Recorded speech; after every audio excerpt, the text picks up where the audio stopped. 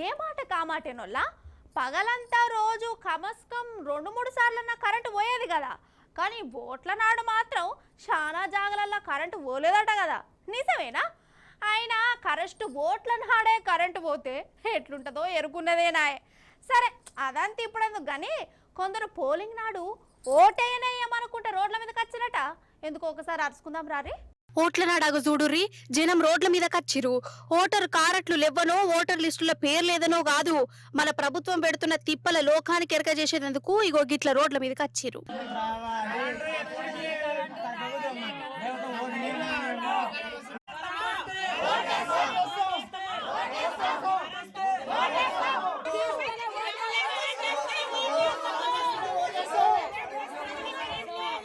అయితే చెయ్యిపాటు వచ్చిన కాంచెల్లి మన తెలంగాణలో కరెంట్ ఉండుడే గగనం లెక్క మారిందట కదా. ఊర్లలోనైతే ఘోరం అంటే ఘోరమట. అయితే నాగర్ కర్నూలు జిల్లా అమరగిరి చెంచుగూడెంలా 4-5 రోజుల సంధి కరెంటే ఉంటలేదట రోళ్ళ. ఆయన ఎవరు పట్టించుకుంటలేరట. అందుకే గిట్ల రోడ్ల మీదకి వచ్చి ఇదివరకు ఏ తీర్ల కరెంట్ ఉండేనో గట్లనే ఇయ్యాలే, చీకట్ల పెట్టి మమ్మల్ని గోసవుచ్చుకోవద్దనుకుంటా రోడ్ల మీదకి వచ్చిరు.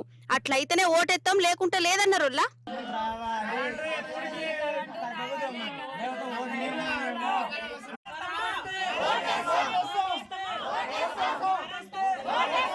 చేస్తే మాకు 3 రోజులు 4 రోజులు అయ్యాయి సార్, కరెంటే లేదు. పిల్లలు చాలా బాధపడుతుంది, చిన్న పిల్లలు సార్, మన పుట్టినారు. కరెంట్ వేస్తే ఓట్లు వేస్తామని నిలబడినాం మేము, గూడెం మొత్తం అట్లే నిలబడినాం.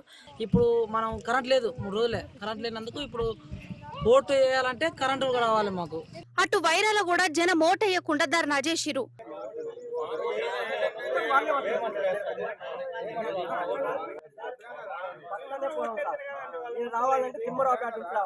అన్నట్టు ఇగో ఇటు యాదాద్రి జిల్లా భూదాన్ పోషంపల్లి కనుముక్కల ఊరి జనం కూడా ఓట్లేనేయమని వడ్లతోని రోడ్ల మీద కచ్చిరోళ్ళ. అయితే మొన్న పడ్డ వానకు వడ్లన్నీ తడిచినాయి, రైతులను పట్టించుకునే దిక్కులేదు, అసలు కొనేటోళ్లే లేరట. అందుకే తడిచిన వడ్ల బత్తాలతోని పోలింగ్ బూత్ కచ్చి గిట్ల నిరసన చేసిరు.